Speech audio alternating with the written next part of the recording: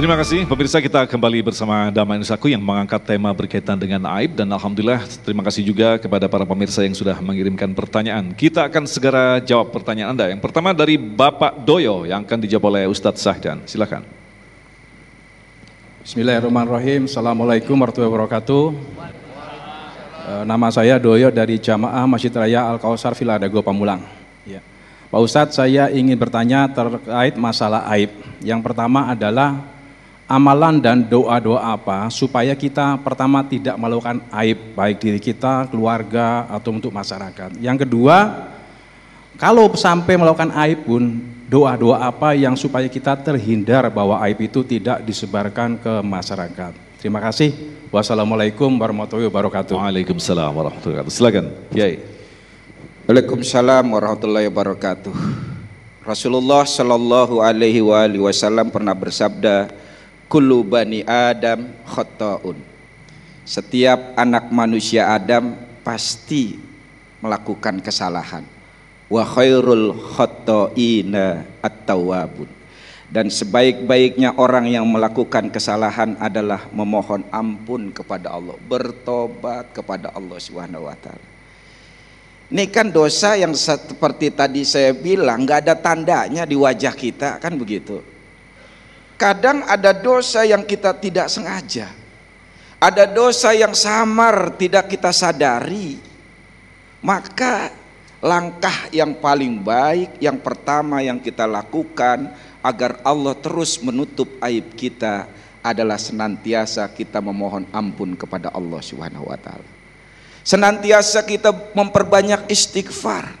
Rasulullah Bapak Ibu seorang nabi loh, udah dijamin masuk surga, maksum dari kesalahan, istighfar minimal sehari 100 kali.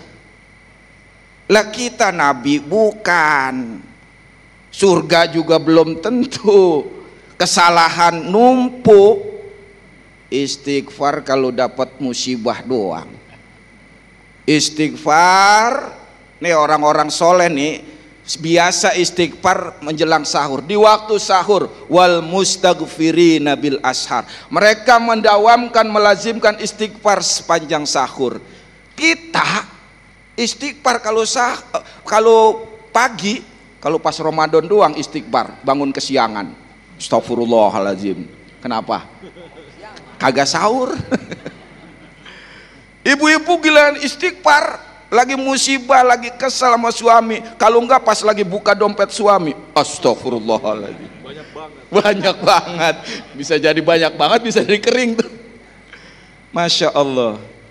Bapak Ibu yang dimuliakan oleh Allah Subhanahu wa taala, karena itu langkah pertama kita harus introspeksi, muhasabah terus, senantiasa kita melakukan istighfar kepada Allah Subhanahu wa taala.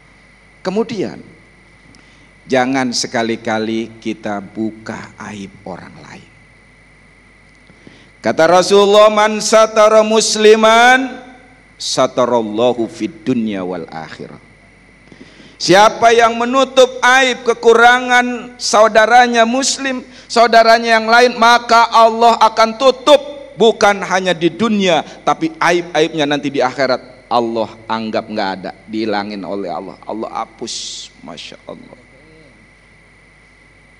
Maka ibu bapak yang dimuliakan oleh Allah Subhanahu wa taala, kita nih kadang-kadang nih mulut kita nih nggak bisa jaga. Makanya Rasul menjamin, siapa yang bisa menjamin dua rahangnya dan dua pahanya, bisa menjamin mohon maaf kemaluannya dan mulutnya, lisannya, maka aku jamin dia masuk surga. Ibu-ibu nih terutama nih, hati-hati nih. Makanya ketika Rasulullah Mi'raj, neraka yang paling banyak perempuan. Kenapa ya Rasul? Karena mereka kufur. Kufur kepada Allah? Bukan. Tapi karena mereka kufur terhadap suaminya.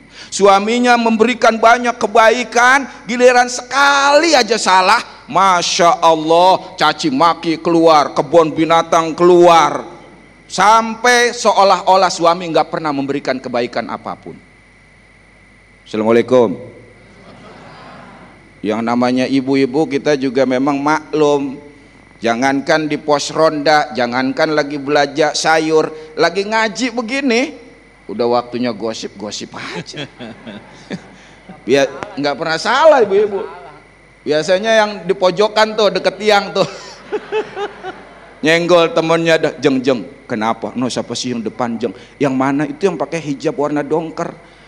Emang kenapa? Lu pernah duduk deket dia nggak? Enggak. Emang kenapa? Bau ketek tahu, jeng. Ketek orang. Masya Allah Bapak Ibu. Maka banyaklah beristighfar, banyaklah introspeksi, dan jangan sekali-kali membuka aib orang lain. Tadi kata guru kita, kalau kita buka aib orang lain, maka Allah akan buka aib kita. Nauzubillah, summa nauzubillah.